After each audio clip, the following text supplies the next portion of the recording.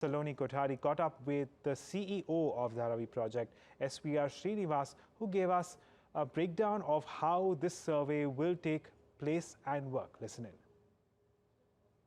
This is basically to determine who is eligible for resettlement and rehabilitation.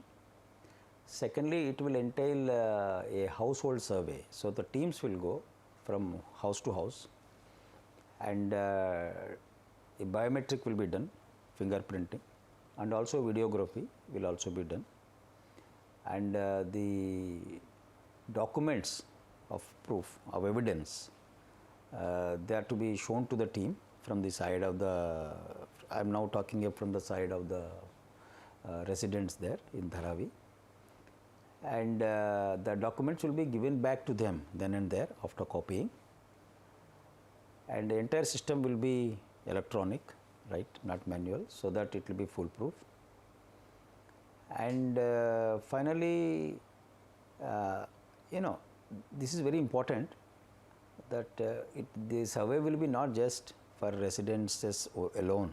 It will also include a survey of commercial structures like factories, shops, businesses, and not just that. In fact, it also be done of the community structures. So there will be 3-4 categories. One is residents, which are residential in nature, and second is commercial and industrial, and third is community structures.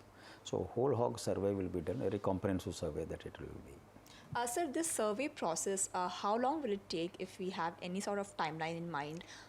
Yeah, we are starting it next week. And first, initially, we are starting in one small area in the railway line, but that will be a pilot, let me say. And if necessary, we will do some adjustments, and that will be continued in the rest of Dharavi. And I am expecting it will take about 6 to 7 months. Yeah. So the government is going to be deciding the process and who will be eligible from the survey. Yes. If you could help us understand, once the survey happens, how will the government be, going ahead with the whole eligibility criteria for the same? See, first let me make it clear that the entire process will be regulated by the government and overseen by government. In this case, the Dharavi Redevelopment Project Office, and the eligibility, whether the person is eligible or not eligible, it will also be decided by the government, not by any other agency. Only thing is, we will be using some private agencies to do the survey because we don't have so much staff. That much is only outsourced, but the decision is all with the government.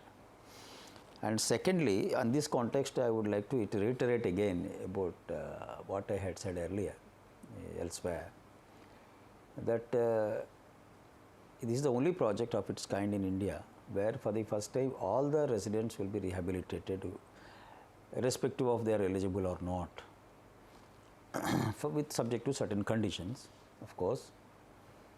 And those who are eligible will be given in situ, and those who are not will be given higher purchase based rental accommodation, right? In the other SRA schemes, it is not so. So this is a first towards that direction. And the fact is that, as all of us know, it is in the offing for more than 2 decades, right? So this is a huge step, and hopefully in the right direction. So as you mentioned, the project and the concept has been there from the past 2 decades and finally getting to see some light there. But after the survey and also once you decide the eligibility criteria also, do you have any sort of timeline in mind as to how long will it take for the entire process to happen? Yeah, the timeline? Yes. Yeah, see, this criteria is already fixed for eligibility. The only we are going to see individuals whether they are particularly eligible for either regular accommodation or rental housing. That is the only difference, right? Even rental housing also, as I said, it can be purchased on a higher purchase basis. Okay, that's it. That's one part. Second is as I said, for the survey it will going to take, we are anticipating 6 to 8 months. But for the construction to happen, for the rehab part, we had said that it should be completed in about 7 years' time. So that will be very challenging, I understand. But given the timelines that we have, given the complexity that we have, we can't promise in 3-4 years, that will be not correct.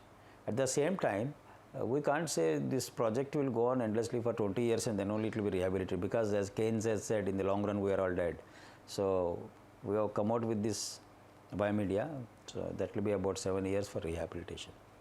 So this whole idea of digital Dharavi, and you mentioned how it will be all done online. If you can help us understand how that will happen, is there some sort of app that's been developed, or how are you going to track that the whole process of survey Yeah. through this? So for two things. One is the teams will carry a mobile app. Okay, there is an app. So the data will be fed in, and it will be connected to the central server. Okay, and the government can easily monitor on a daily basis what's happening. At the same time, there is also a grievance mechanism. So we are trying to have a single window grievance mechanism, and there will also be a kiosk whereby a number is given, free toll-free number, and they can always do grievances if there are any. They can be lodged also. If somebody feels that his name is omitted, or he is eligible, he is feeling he is eligible, right? Any sort of grievance, that will also be a mechanism is being put in place, and I think the digitization will help us and help the residents also to make it frictionless as much as possible.